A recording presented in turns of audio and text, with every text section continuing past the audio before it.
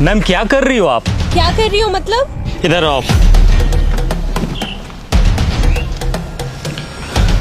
क्या है ये? अपने तिरंगे का अपमान। मैंने नहीं रखा इसे। हिंदुस्तानी फौजी की आंखें बाज से भी ज्यादा तेज होती है।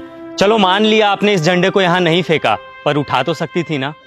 ओ फौजी तुम ज्यादा ज्ञान मत दे, औकात में रहे अपनी औकात में ही हूँ।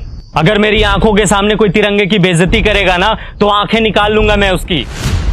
क्या सिर्फ हम फौजी का ही कर्म है तिरंगे की हिफाजत? ये कोई ऐसी वैसी चीज है क्या? अपने देश की आन बान शान है ये, और तिरंगे की हिफाजत सिर्फ फौजी का कर्म नहीं बल्कि हर हिंदुस्तानी का फर्ज है। अरे जाना यार, टाइम मत खराब कर मेरा, बहुत देखे हैं तेरे जैसे। मेरे जैसे नहीं देखे होंगे। तूने एक लड़की को थप्पड़ मारा? लड़की को नहीं मारा बल्कि बदतमीज लड़की को मारा।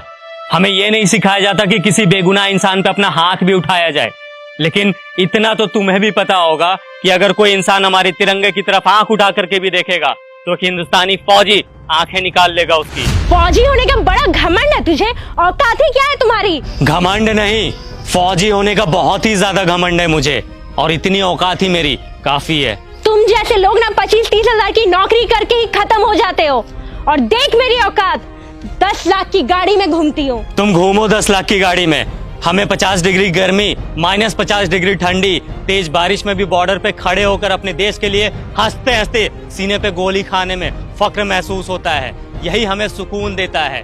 तुम क्या जानो असली देशभक्त होता क्या है? सुन, अब बहुत हो रहा है तेरा। तूने तो मुझे एक थप्पड़ मारा ना, मैंने तुझे 10 ना मरवाया ना, तो मेरा भी नाम हनी नहीं।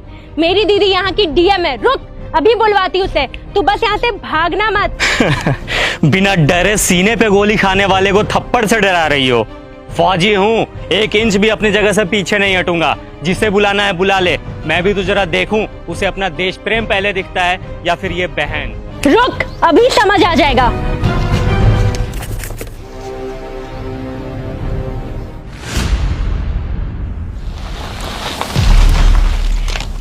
दीदी, यही है वो इंसान जिसने मुझे थप्पड़ मारा है। कितना मारा? एक, वो भी बहुत जोर का। कम ही मारा था। तुम एक फौजी के बारे में बुरा भला बोल रही हो, समझ में आता है ये कौन है? मैम सॉरी, बट शायद आपकी बहन कुछ ज्यादा ही मॉडर्न है। इसे तिरंगे की वैल्यू समझाने की जरूरत है। इसने ये तिरंगा इधर फेंका और जा रही थी। वो फट गया तो तू रख के क्या करती? अच्छा, फट गया था। 1 मिनट मैम।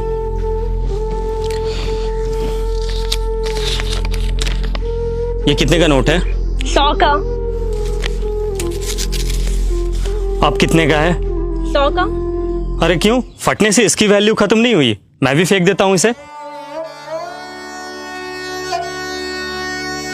बड़े शर्म की बात है, एक नोट फट जाने के बाद भी अपनी वैल्यू नहीं खोता, चाहे वो 10, 20, 50, 100, 1000 कितने का भी हो। लेकिन हमारा तिरंगा जो अनमोल है वो फट जाने के बाद अपनी वैल्यू खो देता है। लोग इसे फेंक देते हैं। वाह। अब आपको कुछ बोलने की जरूरत नहीं है। आई एम सॉरी, मुझे सब समझ में आ गया है।